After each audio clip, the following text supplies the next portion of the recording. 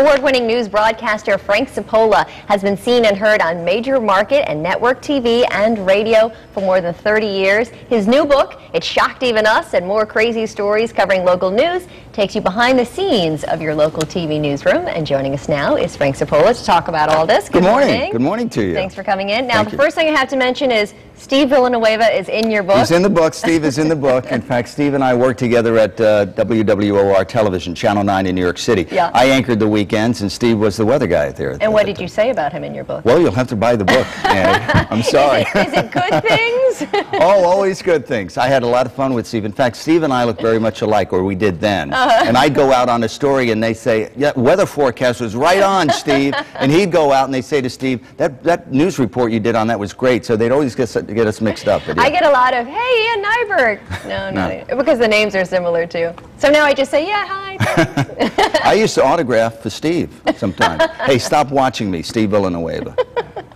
All right, so tell us what else is in the book. This is a labor of love. This is actually a love story to this industry. Yeah. The definitive book on the subject, Ann, was written in 1979 by a WNBC reporter in New York named Bob Teague. He parted the curtains on what happens behind the scenes. And I said, if I ever write a book, it's going to be just like Bob Teague's. So this is this book for this generation. It's all the funny stories of things that go behind this, that happen behind the scenes when you go out on a story or you're anchoring on the set.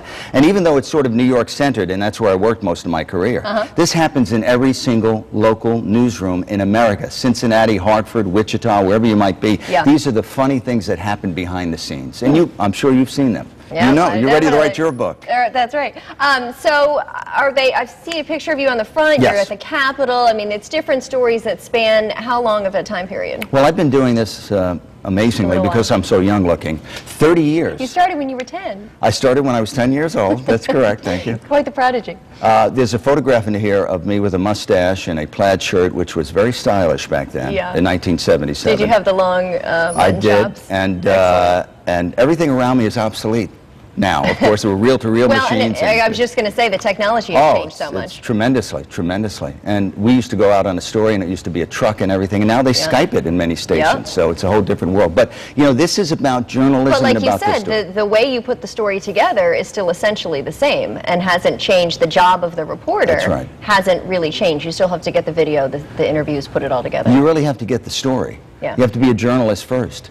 But the funny things that happen behind the scenes, like I have a story in here about when we covered Liza Minnelli's wedding in New York City.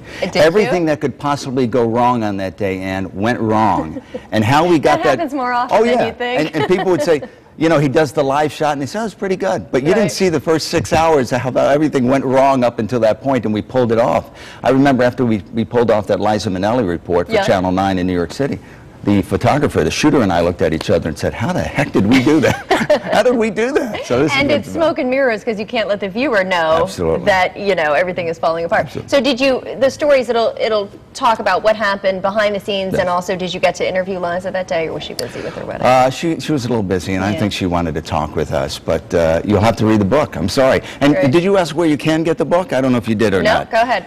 You go to our website, which is at shockedevenus.com. As in shocking. It's shockedevenus.com.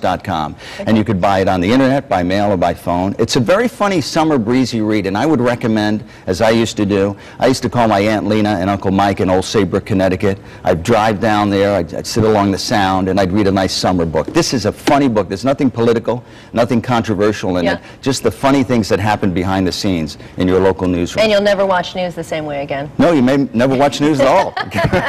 I'm only kidding. Please watch, folks. And you are still on radio, is that correct? And tell us where people can find you. I am on the Wall Street Journal Radio Network now. I spent the first 13 years of my career in radio, then 15 years in television, and then back in radio. And I'm on 300 stations coast to coast for the Wall Street Journal Radio Network. That's wonderful. Thank you so much, Frank. You're very welcome. Nice to meet you. Nice to meet you as well. I can't wait to read the book. Okay, Annie. And of course, as always, you can go to our website, WTNH.com, click on the Good Morning Connecticut Weekend section, and we'll have all the information for you there about It Shocked Even Us.